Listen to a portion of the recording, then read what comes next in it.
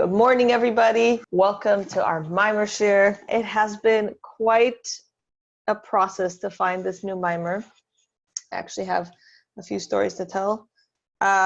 So being that we were headed towards Shavuos, and we are still headed towards Shavuos, I was really set on learning something for Shavuos.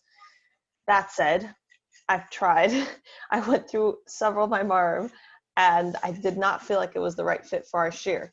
So Baruch Hashem, I learned some stuff, but it was really hard. And not only that, but it reached the point where usually I try and learn the entire Maamer, or at least as much as I can on Shabbos with my husband. Even if I've learned it before, it's good to review it and really know it fresh before I teach it. And here we learned almost an entire Shavuos Maamer, and by the end I'm like, this is just not the right fit.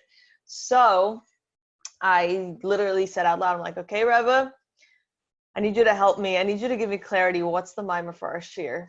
And later on, so what I do is my husband and I do Masivah Shabbos for our kids in the Shabbos afternoon. So my husband prepares something that he does, and then my job is to prepare a story to tell. So I was reading through Chassidic Heritage every one or every other one of their editions brings out a story of a very special chassid. So I've been telling for the past few weeks, I've been telling them the story of Rav Wolf Greenglass, who was the mashpia in Montreal and went through the war. Crazy stuff. Very similar for anybody who likes whatever that book is called, Rabbi Reichik. Anyway, I forgot what his name is. The name of the book is, but Reichik. For anybody who likes, they were in yeshiva together, and his story is absolutely amazing. So anyway, I was going through it, and at one point, I see, and I had just that morning asked the Rebbe for some clarity, and I see in there that the Rebbe wrote to him when he asked what my Maamer, or what he was very involved. He was the mashpia ruchni in the yeshiva, so he wrote to the Rebbe asking what kind of or the Rebbe, if I remember correctly, actually wrote him out of the blue, saying the types of Maamerim you should learn need to have very clear avodah Maamerim. It has to be avodah when you're teaching. And I'm like, okay, the Rebbe give me that's the clarity I was looking for. I said, Rebbe, I need you to guide me, and this is the clarity that the Rebbe gave me. So I felt that it was very clear. I need to go back to the drawing board and find a Maamer that's very avodah and continue on with our shiur in that sense. So we are doing Garments of the Soul, which is called Vayishlach Yeshua. It is a really powerful Maamer. It's also very short, so I'm pretty sure we'll be able to finish it Mitzvah Hashem between now and Shavuos. We'll have something to bring about, and also I hope to be able to teach a shiur about Shavuos on a different night. So we'll be able to get both. We'll be able to get a Avodah Maamer and Shavuos. Also, just to give you guys a heads up, in this new printing, this is a not brand new, but it's a newer printing. I have the original from a few years ago. They recently added, over the last printing, I don't know if you can see, but they added also a sicha for the 28th of Sivan, because the time period is very soon. This Maamer, the time period for it usually comes up around Sivan. So the sicha of the 28th of Sivan is when our Rebbe and Rabbi Chaim Mushka arrived in the U.S. So you get 2 for 1. You get to learn the Maamer and you get a sicha in the back. So that is what we're going to do. I'm not sure we're going to get into the sicha, but we're definitely going to learn the Maamer Mitzvah Hashem. So I'm going to start as per our usual by giving a little farbrengen about what we're going to learn, how it's going to affect our lives, and that way we're going to get super pumped and excited. And I'm also going to give people one more day just in case they haven't been able to get their hands on a copy. So I'm going to have one more day for everyone to be able to reach it. So one of the reasons why I chose this Maamer is because we left off with our last Maamer with this powerful excitement to really connect to Hashem, to do it with a sense of love, to use our time wisely. That was one of the most amazing parts of the last Maamer, and to really appreciate that the Eibusher created our time, every single moment and every single second. And because it's created, Hashem wants us to fill it. Hashem wants us to use it. Just like a soldier is expected to do certain things, so too we are, so to speak, the soldiers of Hashem, and we are, so we're the soldiers of Hashem, and we're the front lines. We're here, we're doing what we need to do, and we're trying our best, and so therefore we need to fill our time as best as we can with good and holy things. So I felt that the next step, right after leaving with this like boost of inspiration, is to bring a Maamer which really focuses on the tools of how to accomplish that. So similar to what we're doing now with our other program, with the Make It Count program, that on the one hand we gave inspiration, and Shani Jacobson spoke about beautiful things, and I gave some ideas of different ways to set goals, and then we had Racheli give different ways of practically how to set goals. But then we had, just now we had Mrs. Adel Sputz. She's gonna get annoyed because I said Mrs. Adel Sputz. So she just spoke about how to have the tools to be able to make it, continue, make it happen. So too here, I feel like this Maamer, in a certain sense, gives a lot of the tools of how to make all these amazing, we want to do these beautiful things, and we want to be inspired, and we want to connect to Hashem, and we want to connect to our everything. So now that we feel that way, now how do we make it happen? So this Maamer speaks of what an incredible impact the garments are. So for anybody who's had any, lessons in Tanya or learned Tanya of any kind, I'm sure to a certain extent you've heard about the garments, right? So the garments means thought, speech, and action. So on the one hand, it seems kind of silly. If you're trying to change yourself, wouldn't it make sense to actually change your inner self? Like really, really get into the nuts and bolts of what's going on inside of you, your emotions. And, there's many of us that nowadays there's a lot coming out with regards to mindfulness and meditation and really like getting yourself aligned on the inside. Whereas meanwhile, the garments, so to speak, I mean, you see me, I'm wearing clothes. So my clothes, do they really change who I am on the inside? Not really. I mean, they might make me feel special. And the moment I put on, something new, or the moment I put on something that I feel looks beautiful, it does affect my mood. But it isn't like me sitting with a therapist and like really going through all my history and, analyzing my childhood traumas or whatever, right? It's very different. So here, Chassidus brings in this very interesting comparison between working on ourselves on the inside and working on our garments on the outside, so to speak. And it sounds funny to really think about it, because in reality, in order to understand ourselves better, we have to really make that effort. And many of us live, on the one hand, we live in this like, run, like I have this work and this job and this class and this thing, and I have to commute and da. But meanwhile, we've been given this opportunity to just kind of sit and breathe with this whole like quarantine situation. So many of us have come to this realization, like, one second, what's going on inside of me? What's really happening with me? Am I really good at using my time? I mean, I know many people have had the like slight freak out of like, now that I don't have any structure, what's going to be with my life? Like it's really intense, and it can be very, very intense. So Chassidus has the answers. And just like everything I always say, that living Chassidus is all about finding the answers in Chassidus. So this Maamer has a big, big chunk, in my opinion, of tools of how to really make the most out of your life and really change yourself, even through working on your garments. So garments of the soul, it gives a very deep and not deep, I wouldn't call it, it gives a very in-depth, there we go. There's a difference between deep and like lofty versus like in-depth. It gives a very good understanding of the incredible potential we have in our lives by literally working on our garments. So as much as I made the joke that if I put on a really nice outfit, does it really change my childhood traumas? Nope. Does it really change my, you know, deep, dark struggles and my Yetzer Haras that make me cry at night? Like, no.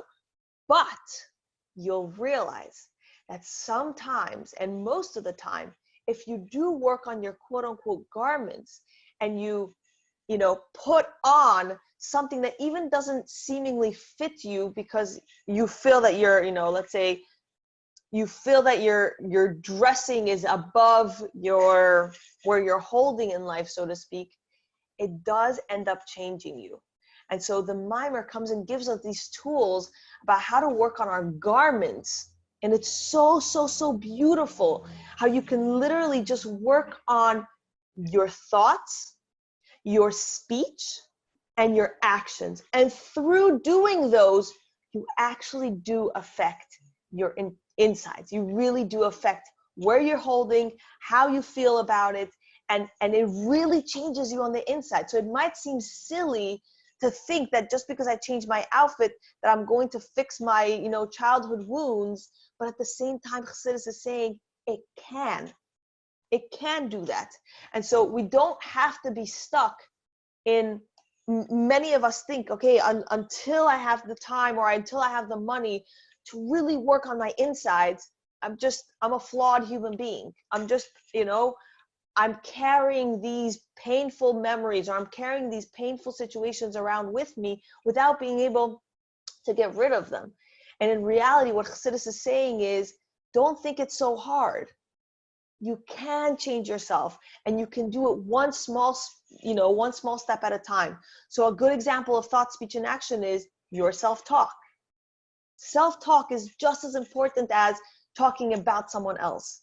So your self-talk, the way you talk to yourself, can actually change the way you feel and all of your emotions, and it can change your mindset, and it can change the outcome of where you put yourself by that self-talk.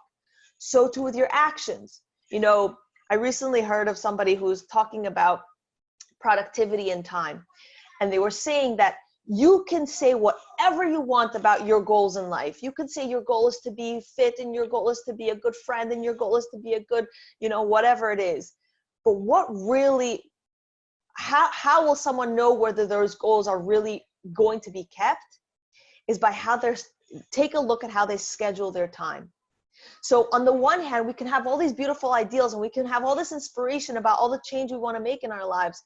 But it's that action, actually making the action, that's going to make an impact in your life.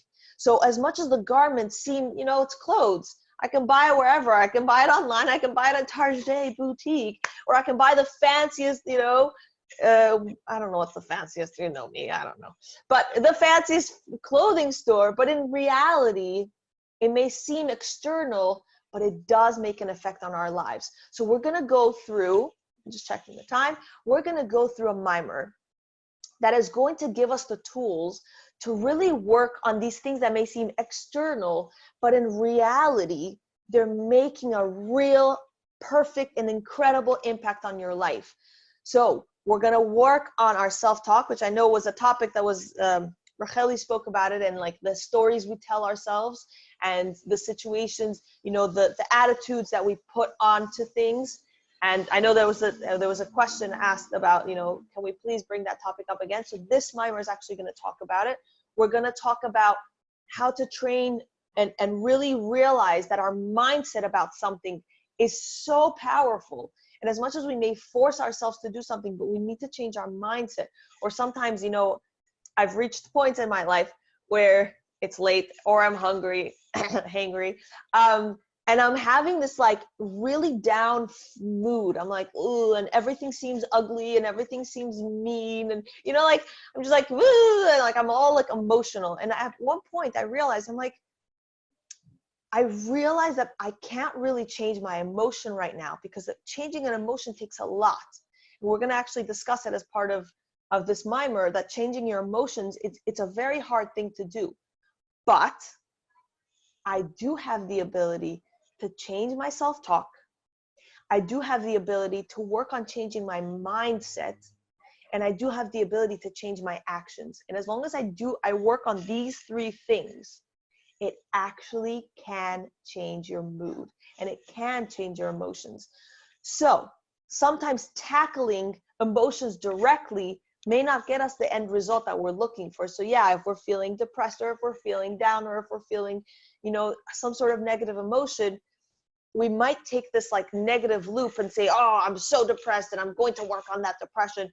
So not always does working on it straightforward get the result we need. But meanwhile, Chassidus says that working on really viewing and having the right mindset towards it. So for example, if somebody's going through a tough time, reading something that will help give them a mindset, a perspective, whether it's Shara B'tachon, whether it's, I don't know if you guys can hear me, there's a garbage truck right outside. Hear me? Yes? Okay, great. Whether it's learning Shara B'tachon, whether it's, reading positivity bias, giving yourself tools to be able to change your mindset, also giving yourself tools to be able to change your talk, whether it's literally physically in your mind or your self-talk. It's crazy. It's crazy how we wouldn't go and tell somebody, at least definitely not to their face, and go to their face and say, you know what, you're such a loser. Chas v'shalom, who would say such a thing? But meanwhile, sometimes we do tell that to ourselves. We do say that to ourselves. Sometimes we look in the mirror and we're like, ugh, you look so ugly today. Would you say that to somebody else? No, you wouldn't. You would not. I really hope not. And I know most of you, and I know everyone that's going to be watching this video at some point in their lives, I know you would not do that. But sometimes we do that to ourselves. So again, changing our emotions is a hard thing. It is a hard thing. And sometimes we struggle with it. But the Rebbe here gives us very, very powerful tools that we can change our thoughts, we can change our speech, and we can change our actions. And through that, we can change everything else. Now, as per the usual, with a Maamer, does the Rebbe begin and say, how do we change our thoughts, speech, and actions? Not really. And I gave this introduction in the last few Maamerim, that the structure of Chassidus is usually a question based on a pasuk or some sort of story in, Chumash or Tanakh of some sort, right? And then we build on that question. So we start on a totally different topic, so to speak. We build on that. As we are discussing the Maamer, we're going to be receiving and we're going to be dealing with a change of perspective. We're going to be dealing with the Rebbe introducing new ideas and new ways of looking at life. And then at the end, through that new prism, so to speak, that the Rebbe has given us to look at the world, then we'll be able to see the answer right back into the Chumash story or the pasuk or the whatever, right? So on the one hand, we could just take Chassidus and say, let's do a FAQ, frequently asked questions. Why does this pasuk say this? Because it says this. And just, cut out the middle stuff. Who needs the middle stuff? Just get to the question and get to the answer. But in reality, we have to realize that the meaty part inside the Maamer, that's where the mindset shift happens. And so the question that begins this Maamer is, there's a comparison between two times in history, in Jewish history, that we were meant to conquer land and we sent spies. Okay, so the first one was when the Yidden were in the Midbar, which is one of the parshas coming up, and that's why I'm giving you a heads up that this is actually appropriate to our time period. So the Yidden were in the Midbar, and they were in the desert, and Hashem said, okay, we're going to the land, guys. Let's get going. Let's get pumped. And at one point, the Yidden got very nervous, and they said, can we please send spies? I'm not sure. I don't, we're not feeling so woo-woo-woo about, like, Hashem's plan on this. Like, let's just, like, go and do some espionage and see, like, what's going on in the land. So Hashem didn't ask them to do it. It was their own idea. It was their own wanting. And not only that, but Hashem didn't command, correction, pause, rewind. Hashem didn't ask them, Hashem didn't command them to do it, right? They came to Moshe and they said, we want to go spy the land so we can know what we're getting ourselves into. Moshe, not knowing what to do because it wasn't commanded by Hashem, went to Hashem and said, okay, this is what the people want. I would say, and according to the Maamer, Hashem wasn't so thrilled about the idea. But he said, you know what? If that's what you want, you can decide. And so he gave that opportunity to Moshe, that Moshe could decide. So Moshe in the end decided, okay, let them go spy. And what happened is that the spies went to look over the entire land. They looked over the entire land, came back with a negative report, and they basically complained that everything is terrifying and they're going to eat us up alive. And then it scared the daylights out of everybody, and it led to them having to stay in the desert for 40 years, and it was just a very sad ending. Now, next time in history when we have spies is when they're actually, Moshe has already passed, they're actually about to enter the land, and Hashem commands Yoshua to send spies to check on the city of Yericho, right? So, comparison, Moshe was not commanded, and they checked the entire land. Comparison number 2, Yoshua was commanded by Hashem, and they only spied on the city of Yericho. The ending for this story was that the spies came back. They said, this whole city is terrified of us. They're trembling and they're freaking out that we're coming. So everybody got really pumped and excited. And so they came, they conquered Yericho. Yericho was, so to speak, the lock, like the lock of something. Once you lock it, the whole rest of the land was open, and then they were able to enter through the rest of the land. Okay? So we're going to be discussing the fact that Moshe was not commanded, and the fact that they spied over the entire land, and that had a negative outcome. Meanwhile, with Yoshua was commanded, and he was expected to, Hashem only expected them to check on Yericho, and that actually had a positive outcome. So we're going to compare these two stories. We're going to, in the middle of the Maamer, we're going to change, and we're going to see how this plays out in spiritual perspective, and how that has to do with the garments of the soul, as I spoke about earlier, and changing our mindset and changing our thought, speech, and action, and what that means for us. And then at the end, we're going to re-tie it back into the story, the history of what actually happened, and we're going to learn a whole beautiful lesson from it. This Maamer only has 6 very short and powerful, I'm pretty sure it's 6, let me just check. Yes, only 6 ICAs, only 6 chapters. So we should probably, I'm pretty sure we're going to be able to finish it between now and Shavuos. And not only that, but the fact that it's so short, you're really able to see the progression, the beginning story, the change of mindset, and then the end story, and how it all ties together very, very quickly. So I hope everyone can stick around and really join us, hopefully every day, with this incredible life-changing Maamer.